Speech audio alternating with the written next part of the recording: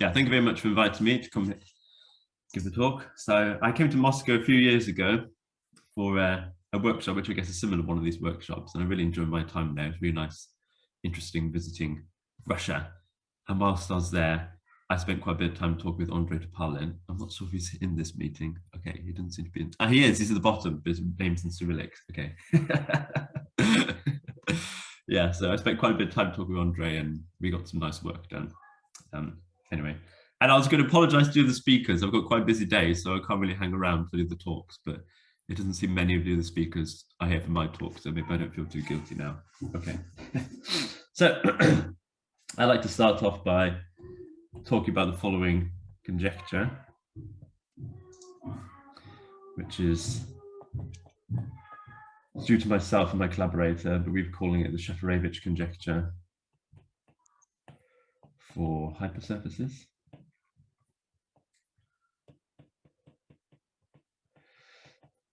And it's due to myself and my collaborator, Javan Pekar,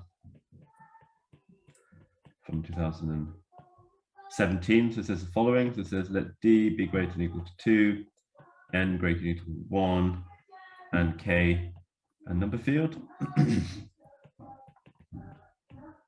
Okay, then for all finite sets S of non-zero prime ideals of the ring of integers of K, so the set of OKS linear isomorphism classes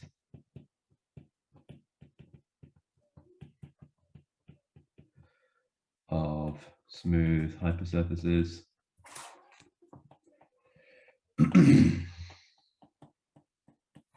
of degree D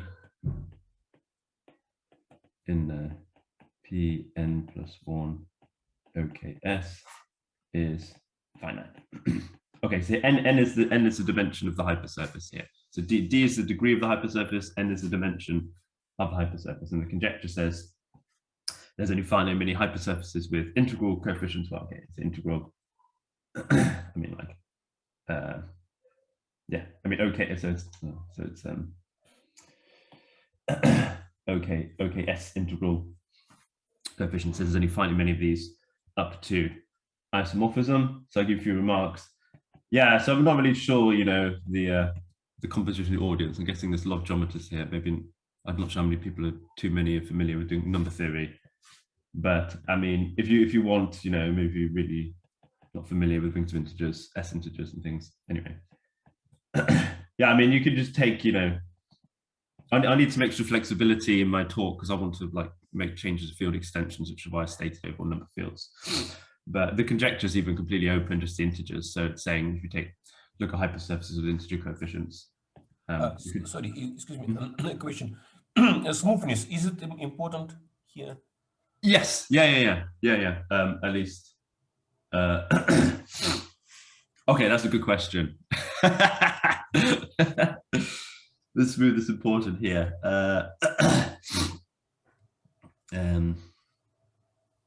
I would say yes, but now I'm struggling to think of an exact counterexample off the top of my head. Okay. I mean, the conjecture is really about the smooth case.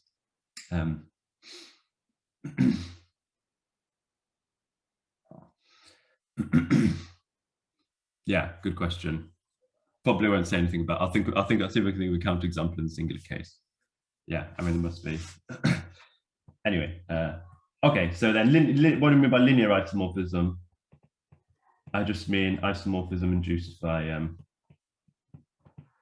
the ambient projective space.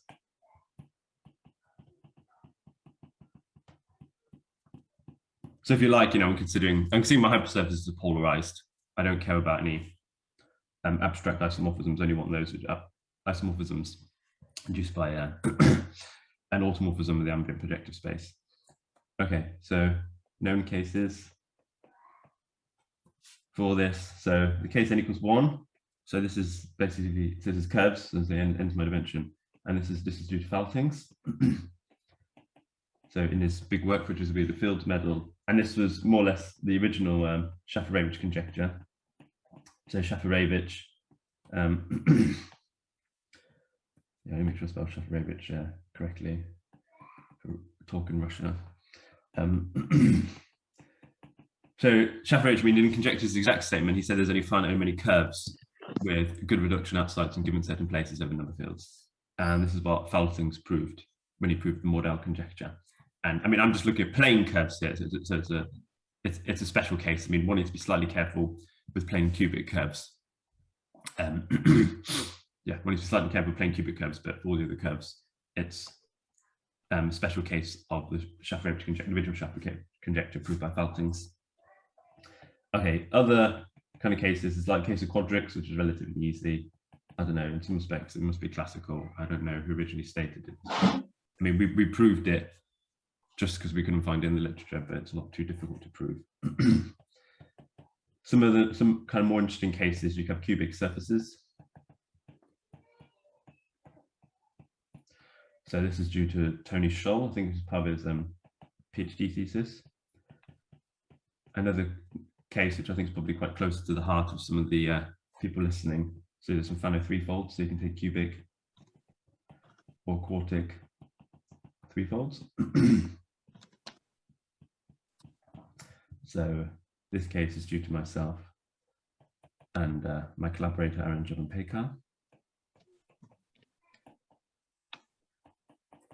So I wasn't going to talk a lot about this case because I was going to talk about new work and this is older work, but I know there's people there who really like Fano threefolds. So I'll just say a little bit, I'll just say in words how we do it.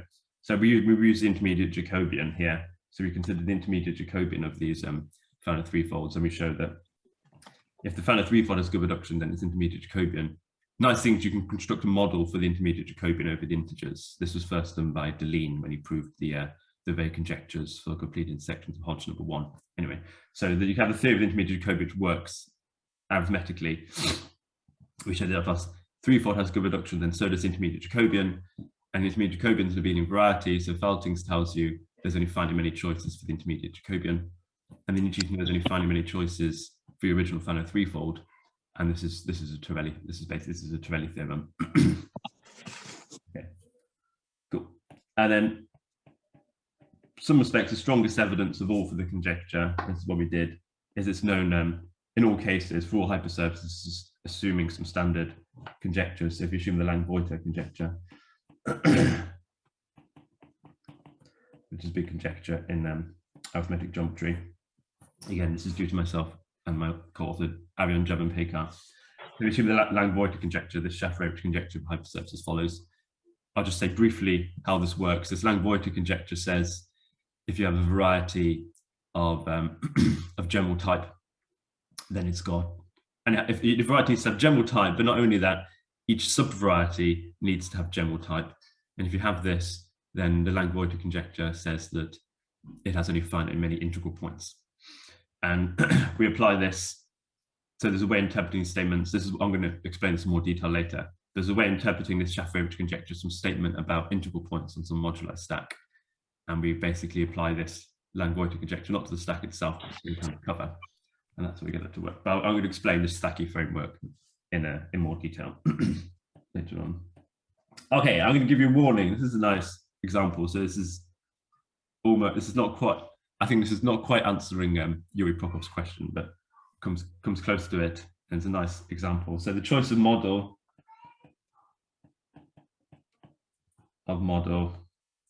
over this string of integers is important. So I'll explain more. I need that is you really need your model to be a hypersurface in the projective space for the conjecture to be true. So I'll give you a counterexample otherwise. So there exists infinitely many smooth cubic hypersurfaces, smooth cubic surfaces even over Q, which emit a smooth proper model over Z. Okay, and everywhere I'm looking at isomorphism classes, right? So there's infinitely many isomorphism classes of smooth cubic hypersurfaces over Q, which meet a smooth proper model over Z. I'll explain the construction.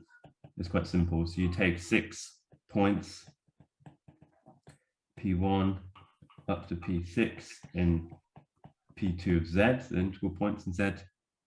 Yeah, and then you need to line general position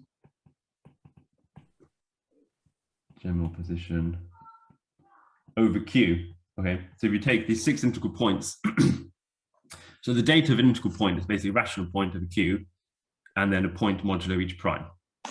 Okay, that's not the exact data, but that's the data you get. So I just want my points, the corresponding points over Q, to line general position, but I don't care the reduction modulo P, they don't need to line general position. This is some respects the whole point. And then once you've taken your 6 points, you take the blow up of P2 over Z in these 6 points. Cool, then this is a smooth proper scheme over Z. Use generic fiber is a smooth cubic surface.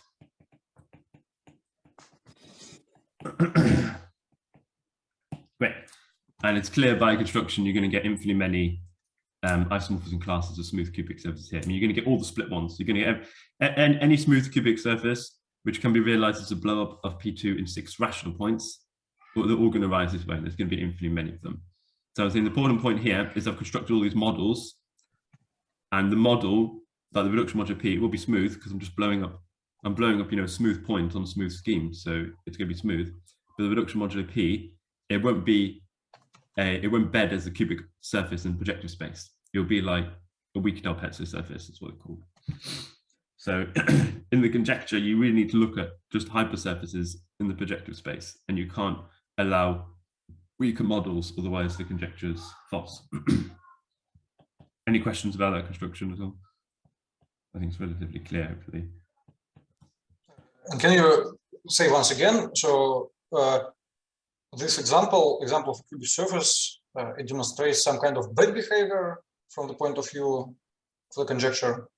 Yeah, it's basically, if you want to weaken the conjecture. So I mean, I stated the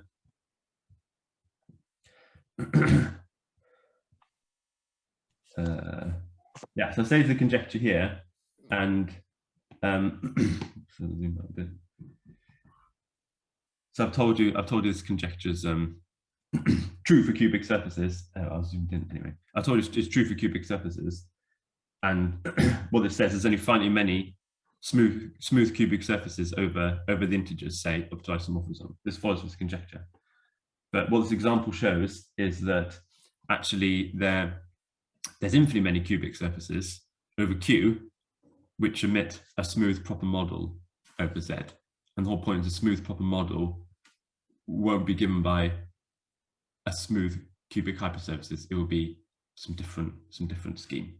So that's why you really need to, you can't just allow arbitrary models, because like the original Schaffer-Weyrich conjecture, it was in terms of like good reduction. So just saying if you want a curve with good reduction outside some given set of primes. So it didn't really impose any conditions on what kind of model you needed over the integers. But I'm saying it's just the conjecture of hypersurfaces, you need to impose conditions on what kind of model you've got. Does that make sense? So once again, if you understand the conjecture literally, then it doesn't apply to cubic surfaces. It does, yeah, it does. It does apply to cubic surfaces, but I'm looking at smooth hypersurfaces degree 3 in P3. In P4. Sorry, P4. Yes, smooth hypersurfaces degree 3. No, in P3. I'm looking at smooth surfaces. Yeah, smooth hypersurfaces degree 3 in P3. Then there are finally many of them. Yes. Yeah. So, okay.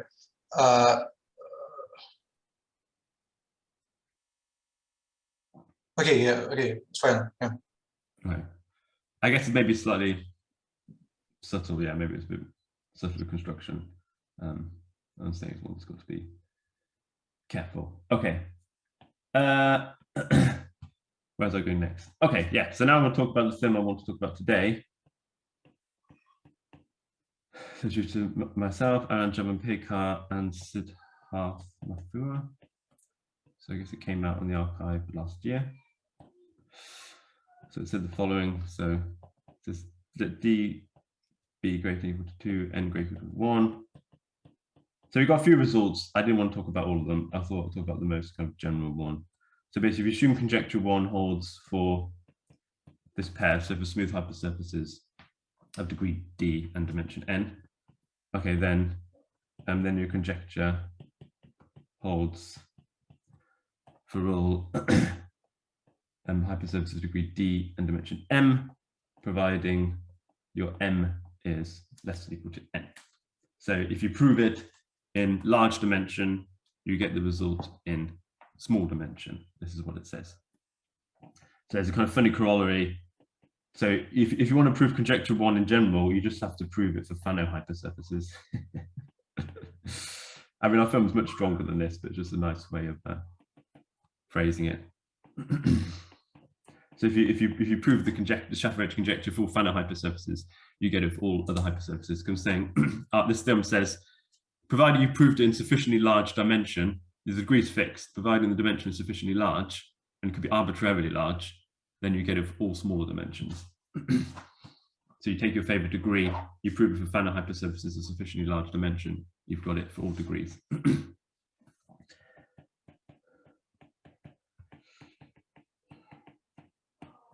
Yeah, normally I think of the Fano case as being some other the easy case, and the case of general type as being the more difficult case. But for this conjecture, actually, it just says the Fano case is just as difficult. Okay, so I'll just explain the base idea. This is where cyclic covers enter the picture. So I'm assuming conjecture 1 for this pair D, N. Okay, then I'm going to consider my smooth hypersurface. The variables right. I'm guessing will be n minus 1. This is in P n minus 1. So this is be a smooth hypersurface.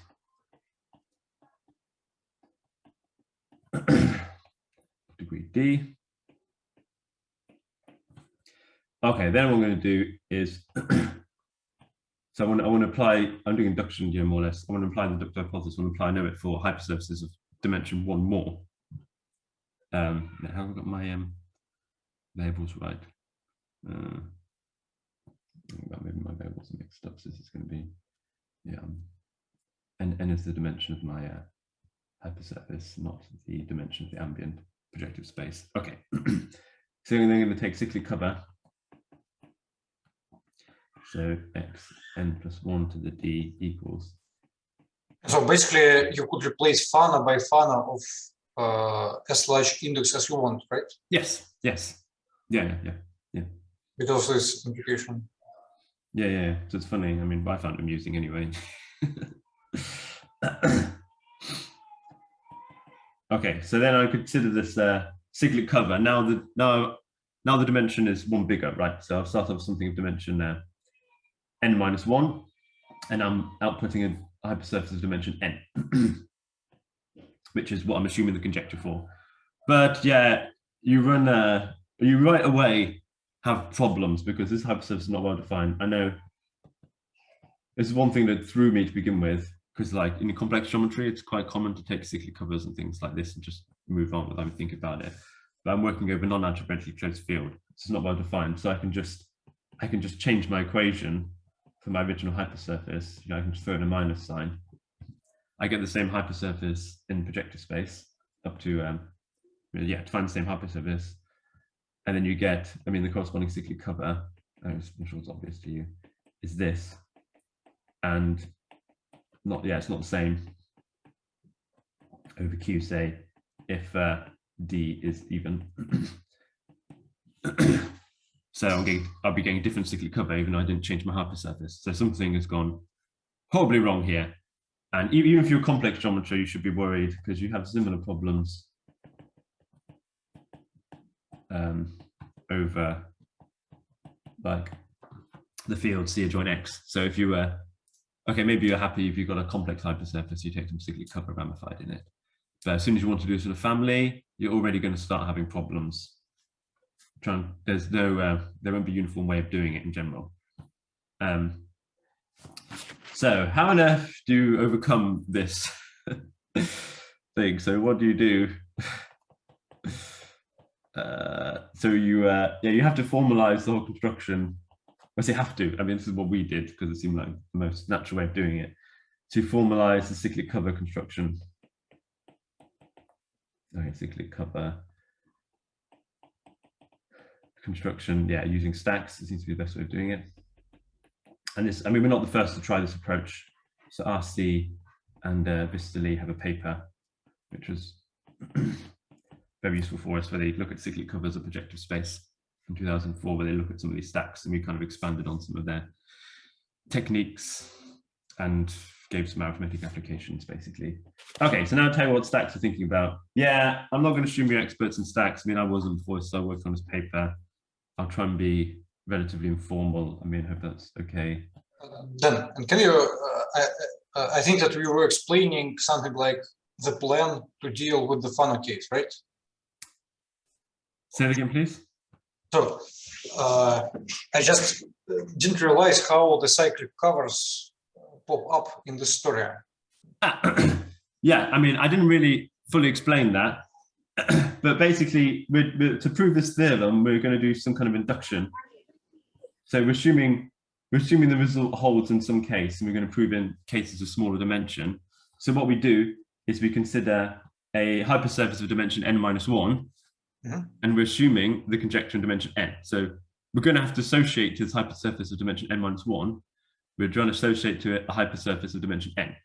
Yeah. I see. So you're going to lift it into higher dimension, and the way you do this is by adding a new variable in this particular way, and so that it has a structure of cyclic cover. But we still don't understand from this explanation why is it important that it has a structure of a cyclic cover. Yes, I haven't yet. I haven't explained that yet, but I'm. The point is, we need some way to go from dimension n-1 to dimension n, and this is the way we're doing it, by adding an extra variable. And the idea is, if the original hypersurface was smooth, then this cyclic cover one is going to be smooth, so we can hope to apply the conjecture to it. Yeah, and then you will need to recover, and then the conjecture. Suppose that the conjecture holds for your higher dimensional hypersurface, and then you wish to recover the same kind of assertion for the lower dimension hypersurface. Yes, exactly. And that's where you are going to use the cyclic cover structure. Yes, yes. Okay, thank you. No, thank you for asking the questions. Yeah, but I think the problem is this cyclic cover construction. It's not well defined, and this is the first problem we have to overcome. Well, the main problem we have to overcome, and this is what I'm going to explain now, how we overcome it, and we overcome this problem using stacks. Okay, so the moduli stack of smooth hypersurfaces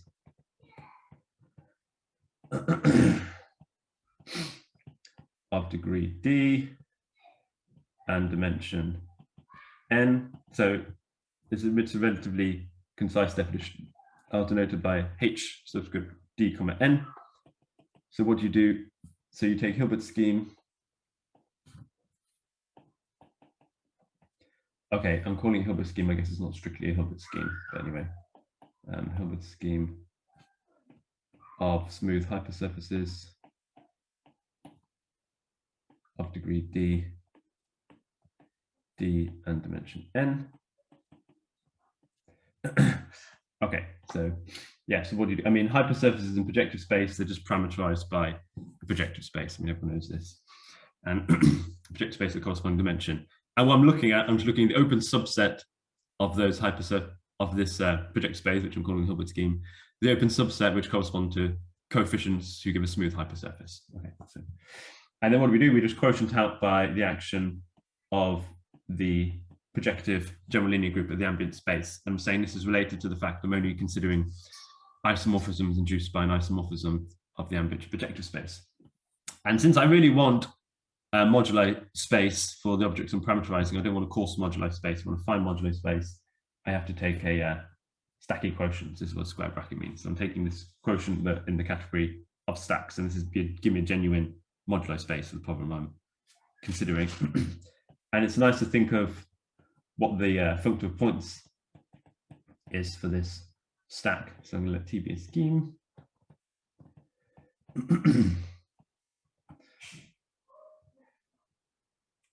Okay, then an element of this HTNT. So yeah, so it's going to be, so it's a diagram. So this could be some scheme X embedding inside P. So this is a, so this P here is a Brauer-Severi scheme.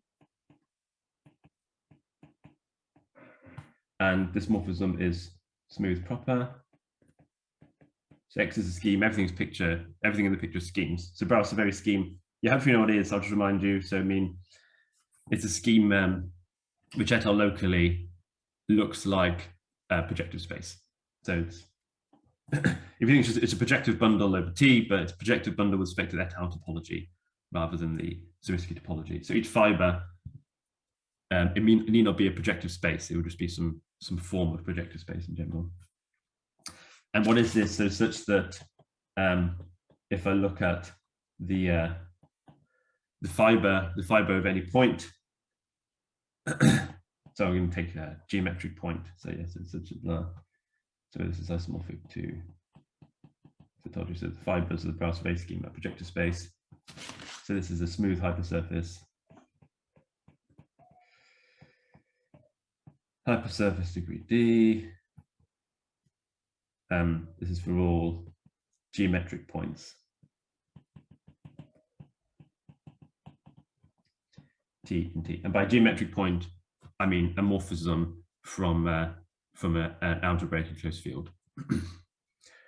Cool. So I think this functor point description is actually really nice. It tells you what it's parameterizing. It's parameterizing families of hypersurfaces in projective space exactly like you'd want. But the whole thing is, it's like parameterizing twisted families. You know, my hypersurface is not lying in a projective space itself necessarily. I need to take into account all possible descent data. This is what the stack framework does. It takes into account all descent data. And this means I need to look at twisted forms of projective space.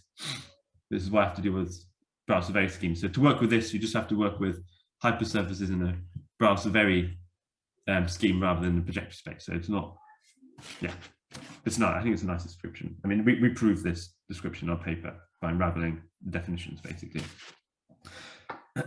Okay, so I'm not telling you exactly what the full stack is because stacks are really groupoids, and I'm telling you what the elements in this groupoid are. Because the nice thing about stacks is they take into account, they also remember all the isomorphisms between the objects here, which is what we also need. So this is a groupoid.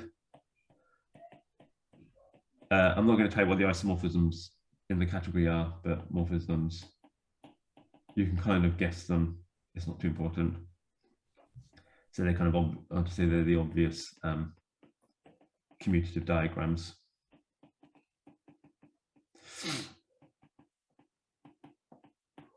Yeah, they won't say much more about that because it's not hugely important. It's what you naively guess. I mean, an isomorphism form which is induced by an isomorphism of the ambient projective space, or ambient Brauer-Severi scheme. And this moduli stack framework is actually really useful for this whole Schaff-Rayleigh conjecture, and it's a more natural way of looking at it. So I'm going to state a different conjecture now. It's again due to me, my co-author Arjen Javan-Pekar. So it says if you look at the set of OKS integral points on this stack, so this is finite for all number fields K and all finite set of primes, non-zero prime ideals. Okay, and so I told you already, this is groupoid. So when we say, to say the groupoid is finite, this is what I mean. I mean that the set of isomorphism classes of elements is finite.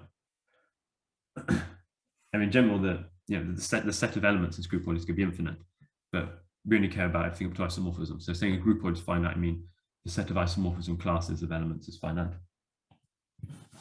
Okay, and the funny thing, well, one of the nice things is this conjecture 1 is equivalent to conjecture 1 prime. And I wanted to explain the proof. Yeah, I'll explain the proof because it's not useful to do. So this direction is somehow the easy direction. I mean, it's not difficult in general, but the other direction is not too difficult, but it's just some nice tricks. So if we're looking at the set of smooth hypersurfaces, degree D, dimension N, over OKS, and I'm looking at them up to, well, I guess I shouldn't really technically look at them up to isomorphism just yet. So this was the set which was being considered in the conjecture 1, so in the Shafirevich conjecture. And this just, I mean, it's just clear from the functional points description, this just embeds inside the set of OKS points of my stack. So certainly, if this is finite, then that's finite. If this is finite up to isomorphism, this is finite up to isomorphism. So this is why conjecture 1 prime implies conjecture 1. For the other implication, so I'll take my diagram, so you look at OKS point here. So this is what it looks like. Now I've got my Brauer-Severi scheme, and it has dimension n+1. And Brauer-Severi schemes, okay, so they're parameterized by, the isomorphism class is parameterized by this Azamaya Brauer group, but here, since we're in a nice case, it's the same as cohomological Brauer group. Anyway, it naturally lives inside, and it's an element, you consider it as an element of the Brauer group of the ring of S integers of K, and it's not just an arbitrary element, since it's got dimension n+1, or relative dimension n+1, it's a torsion element of order, well, whose order divides n+2. So yeah, I mean, just, you know, for example, you know, conics, conics in the Brauer group, these are, so conics, these are Brauer-Severi schemes of dimension 1, these correspond to 2 torsion elements in the Brauer group. Okay. And nice thing is, this is actually finite. So if you fix the torsion in the Brauer group of a ring of integers of a number field, it's finite, and this is part of class field theory. This is fundamental exact sequence for the Brauer group of a number field, and you can read off this finiteness from this. So all in all, this means it exists L over K, some finite extension, which trivializes all of my Brauer-Severi schemes. So I know there's only finite many which can occur, and I choose some finite extension which trivializes them. And by trivialize, I mean gives me an isomorphism with a genuine projective space. So now this is great. So now, since I set my conjecture up to apply to all number fields to begin with, so yeah, so I now just apply the conjecture. So apply conjecture 1 to L, to this larger field extension. So this will tell me if I'm looking at my set of elements in my moduli stack, there's only finitely many after I make this possible finite field extension. And there's one small sort of point one needs to deal with, is you need to make sure 2 hypersurfaces could be non-isomorphic over K, but become isomorphic after you make a finite field extension. So we just need to take into account these, but again, that's not too difficult. So if I have my set of hypersurfaces over K, which become isomorphic when I base change to the larger field L, this whole theory of kind of Galois descent and twists tells you, okay, so I assume this is Galois. I can assume it's Galois. This is clarified by a Galois cohomology group. So the Galois cohomology with respect to field extension L over K, and I need to have put in the automorphism group of X over L.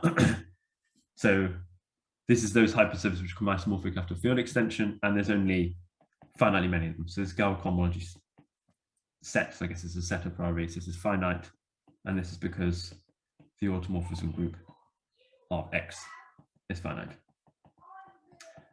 So here I'm using if I take a hypersurface, smooth hypersurface in a projective space, it's got only finitely many automorphisms induced by the ambient projective space, providing you just have to ignore hyperplanes, which I've done, and you have to ignore quadrics as well, quadric hypersurfaces. So probably I wasn't too careful in my statements, but I told you already at the beginning, quadric case is known, so we can ignore the case of quadrics. So if you look at smooth cubic hypersurfaces with high degrees, these only have finitely many automorphisms induced by the ambient projective space. And you're actually using that, it's not only finitely many, but it's uniformly bounded in terms of the degree. And I don't think so. No, I don't think so. don't you need this group out XL to be bounded by one and the same constant for all x's? I don't think so, because I'm applying the conjecture of this finite field extension, and this tells me there's only finitely many hypersurfaces after the finite field extension, and then I apply this result to each of these finitely many hypersurfaces. Yeah. So okay, it may be different numbers, but it's always finite anyway. Yes. Sorry. Yeah. I don't need any information. If I wanted to try and make these results effective, I would need some information like you say, but I'm not caring about effectivity. And I should add, probably people know, yeah, I mean, want us to be, it's important here, I'm looking at automorphisms induced by the ambient projective space. I mean, you can have like a smooth quartic surface, there's a K3 surface, these can have infinite automorphism group, but still there's only finitely many induced by the ambient projective space. Great, what was I doing? Okay, yeah.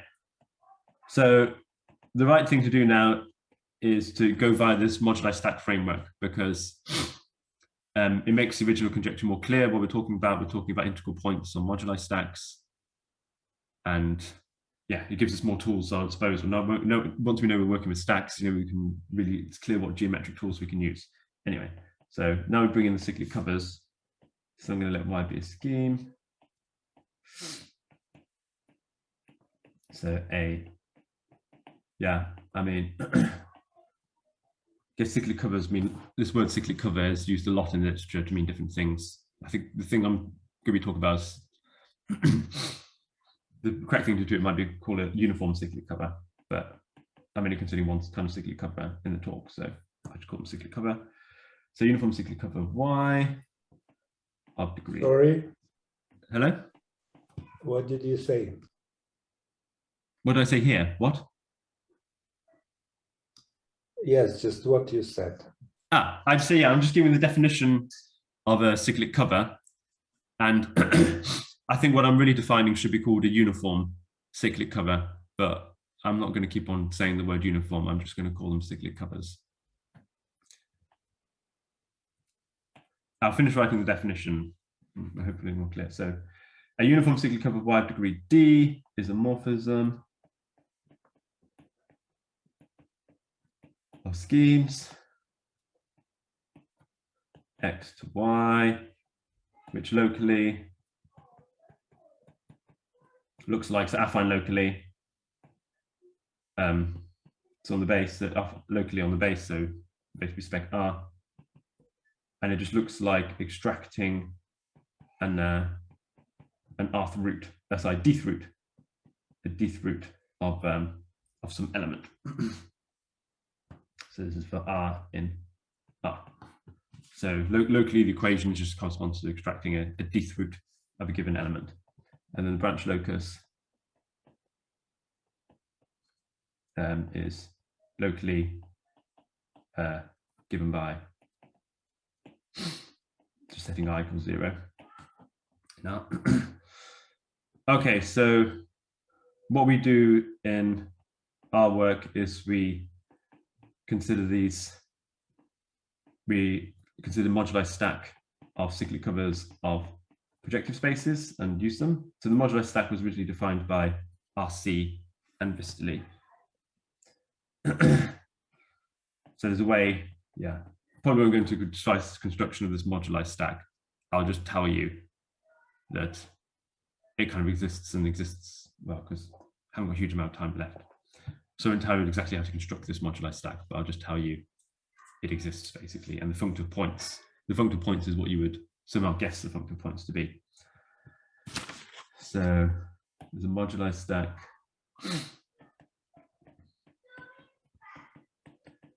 Moduli stack of cyclic covers of Pn plus 1 of degree D, ramified along smooth hypersurfaces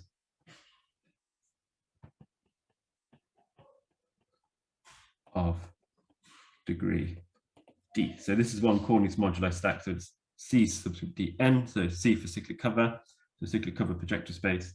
And it comes equipped with a natural map to the moduli stack of hypersurfaces degree D and dimension n. And the map is just given a cyclic cover, you just map it to the branch locus. So I think this picture already clarifies a lot of what a cyclic cover is. So the problem was earlier, what we were trying to do was we were trying to go from a hypersurface, yeah.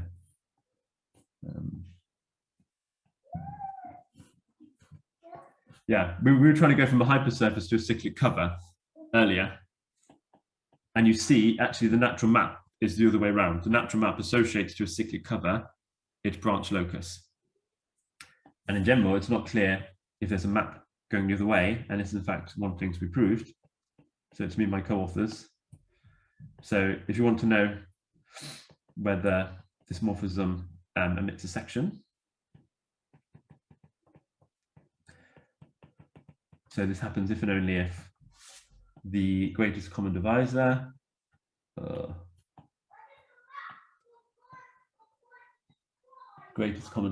D and n is equal to 1. So the degree of the hypersurface needs to be co-prime to the dimension of the hypersurface for this morphism to have a section. So what this means, I mean, in general, is if this greatest common divisor is bigger than 1, so there's no way to uniformly, so like for all families of hypersurfaces you could imagine, so no way to uniformly write down cyclic covers ramified along arbitrary smooth families of hypersurfaces of degree D and dimension n. Yeah, so in this case, you can't. It's just impossible to be able to write down, to make some canonical choice. You know, this might be the way.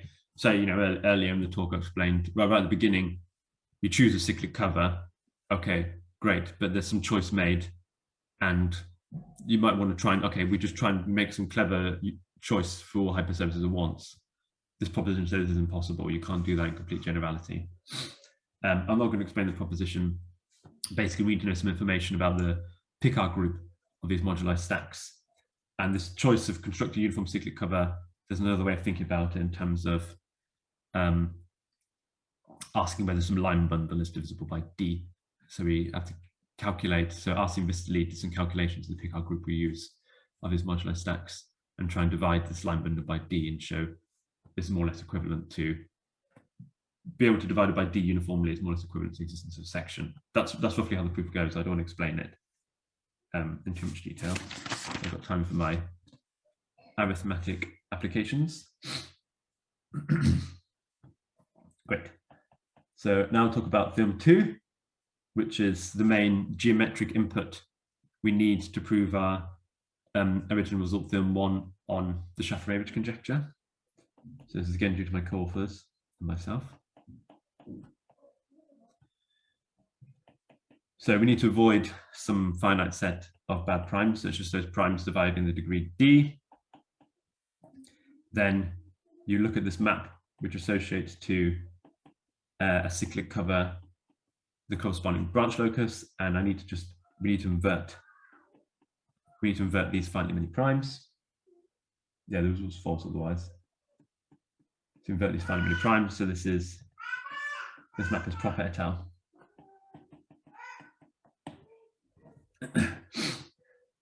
So the map is associated to, it's funny because each cyclic cover itself, it's not et al, right? It's ramified.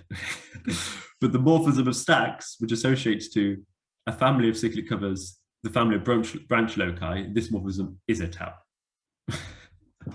I think I quite like. And this is great because we're going to use this to perform some descent. Once we've got something's proper et al, we allow us to perform some descent. Yeah, so I'm just going to give like a sketch of a proof. I mean, I hope that's okay. So you consider the moduli stack of Brouwer-Severi schemes. Oops.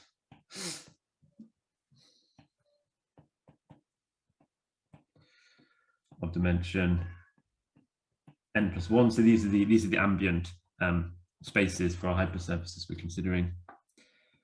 Okay, so we look at this. So I need to invert S everywhere in the proof. I just won't write that, so I hope that's okay. So I'll remind you all the points are here. It's a diagram which looks like this, where I've got some family hypersurfaces in Brouwer-Severi scheme.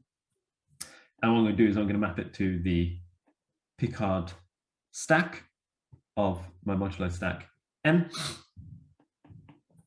So I map it to the pair, just the Brouwer-Severi scheme, and then the line bundle on the Brouwer-Severi scheme, determined by my family of hypersurfaces is X. So it's just a pair. The Brouwer-Severi scheme is line bundle. Okay, so yeah, maybe I'll draw the diagram and explain a bit more. And there's a natural on this Picard stack, there's a natural map. So the Picard stack, okay, everyone knows what Picard group is.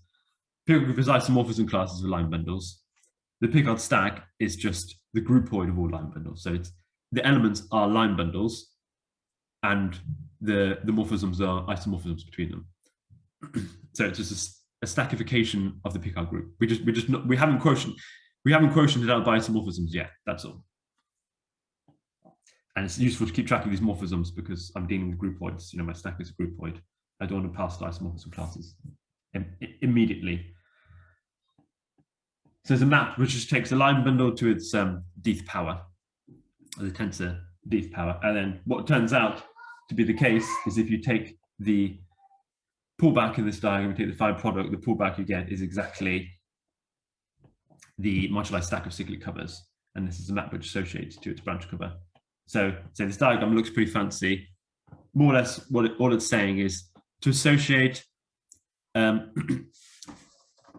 map to so to give a cyclic cover ramified in hypersurface degree D. It's the same as choosing a dth root of the corresponding line bundle. This is what it's saying. This is equivalent way of thinking about cyclic covers in terms of dth roots of line bundles. And then this map is proper et al, at least away from this finite set of places S. So this map again looks kind of fancy, but it's not too complicated.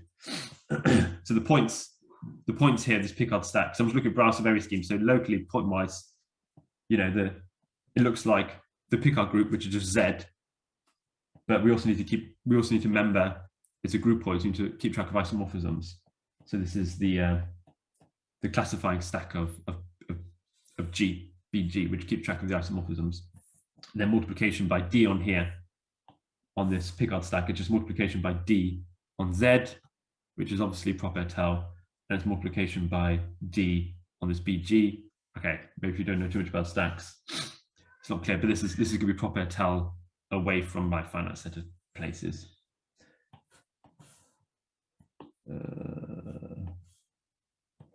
Proper et al. Away from S. So then we're pulling back something which is proper et al. So it's proper et al. Cool. that's how the proof basically goes. Great. And now I'll just finish up by explaining how the proof of theorem 1 goes. So this is a theorem I stated right at the beginning of the talk. And I'll maybe remind you of the statement. Well, we've got the stacking reformulation of the statement. This is the one we need to prove. So it suffices to show that.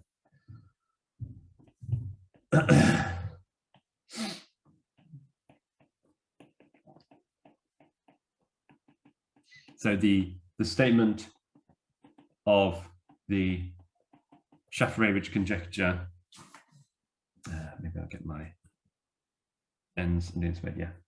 So as I explained, the statement of Shaffer-Average conjecture for hypersurfaces, it's equivalent to asking that the set of integral points on this stack is finite. So this is the case of dimension n+1 I'm writing here. So if you've got finiteness in dimension n+1, this implies finiteness of the set of integral points in dimension n. So this is what we need to show to prove the theorem. So we're going to pass by these cyclic covering stacks. So this is the n. So this is the map which associates to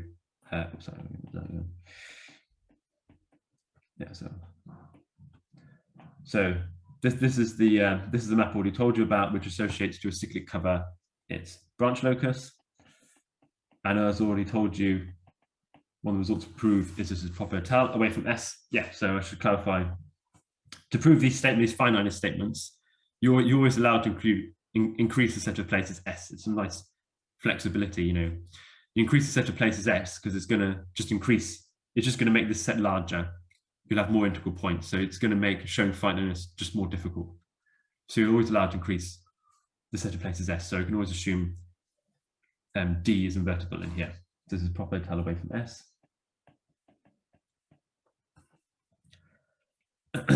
Okay, so that's what we proved. That's theorem 2. Great. But then there's another map to this moduli stack of hypersurfaces now of dimension n+1, where you take a cover, so a cyclic cover. So I told you already, the cyclic covers, I mean, the definition, it's just locally, it looks like taking a dth root of your equation. And it's clear just from the definition, locally it's a hypersurface. Right, so if you take a hypersurface, I'm going to zoom back, I mean, so I told you what it is. If I started off with a hypersurface in the projective space, well, so if R is the equation of a hypersurface in projective space, this cover is going to be a hypersurface, at least locally. And that's how my stacks are set up. You know, the functional points on my stack, these living Browser-Very schemes. Anyway, so there's stuff which are locally hypersurfaces. So this is going to also be a hypersurface, just because by definition, the equation gives you a hypersurface. Yeah, so there's a cyclic cover, just so you just view as a hypersurface now. View as a hypersurface in the projective space.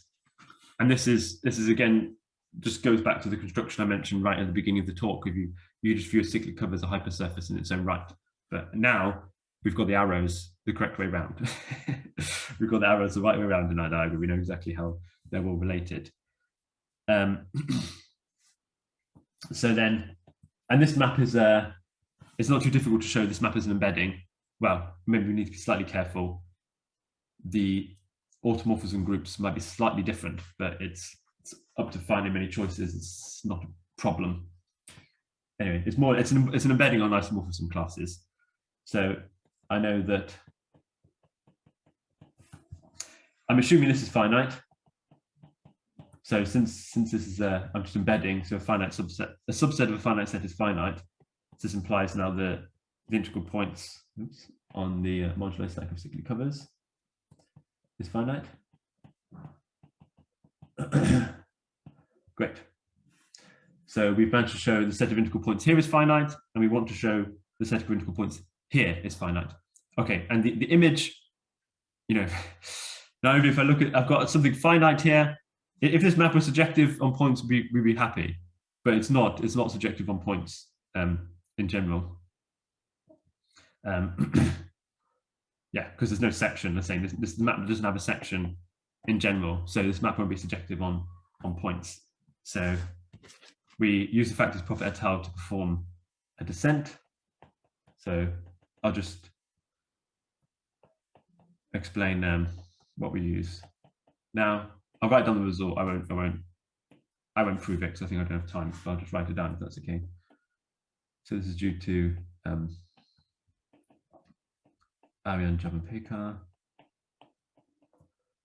and myself. This one, I think it just appeared this year, 2001. It's a version of Chevalier for stacks. And it says the following. So it says let f from x to y, set to y, be a proper et al.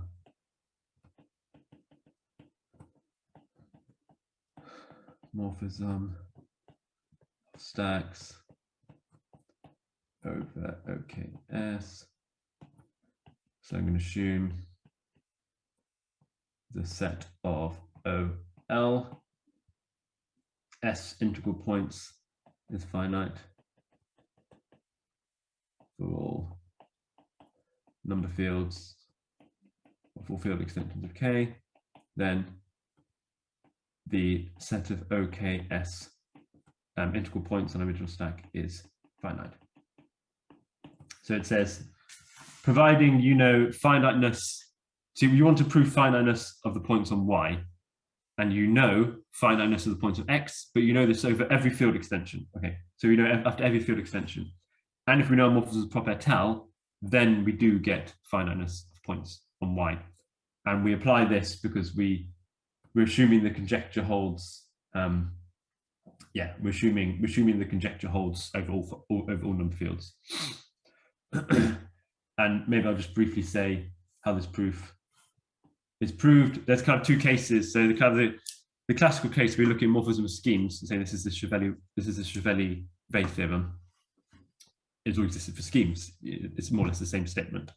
And there you look at the fibre of an integral point, and it's going to be some finite et al. Scheme, and this will correspond to some number field which is unramified outside some given set of places. And here there's a theorem of Hermite-Minkowski which tells you there's only finitely many such number fields. So that means there's only finitely many number fields which provides this way, which gives you finitely many integral points. The next case we need to consider is when this morphism is a gerb. This is the exact opposite case. In this gerby case, what we have to do is we have to prove basically some version of Hermite-Minkowski theorem for stacks, which says something like there's only finitely many proper et al. Stacks and ramified outside some given set of places. Anyway, I think I've run out of time, so I'll stop there. Thank you.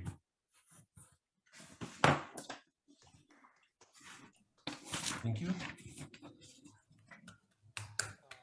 Any questions? If not, I have a couple of questions. So first, well, apparently there was a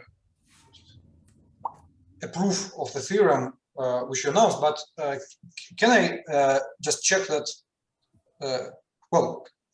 I just want an informal explanation of one step. So as far as I understand, your strategy is to construct, so you take a hypersurface in low dimension, construct another hypersurface of dimension 1 higher, and then you know that the number of hypersurfaces of dimension 1 higher is finite under certain conditions which are there in Schaffer-H conjecture. And then you want to deduce that the number of possible hypersurfaces of low dimension is also finite. So it means that you have to be able to recover a hypersurface of low dimension from its finite cover. So this would be possible if you knew something like that there is only a finite number of finite cover structures on a given hypersurface of higher dimension. Can you explain this step in in simple terms? Yeah, I think basically the number of choices for cyclic cover structure it's a torsor and mu d basically. it's a mu d torsor. So there will be different choices for the cyclic cover structure. No, you mean that if you start from a hypersurface of dimension n-1, then there is a kind of mu d numbers, mu d cyclic covers of this branched. Yeah, sorry, it's more than that. It's yeah, sorry, it's but you need it another way around, right? It's yeah, so the set of cyclic covers with given branch locus, this is what you're asking about. The fancy way of writing it, so just suppose I'm working over field K. This is the fancy way of writing about it, because each cyclic cover is more or less a mu d torsor. Yeah, each cyclic cover is basically a mu d torsor, at least generically. And so you're looking at the set of all mu d torsors. This is the fancy way of writing it, but like the non-fancy way of writing it, you could writing in Galois, well, I don't know. So it's just a set of mu d torsors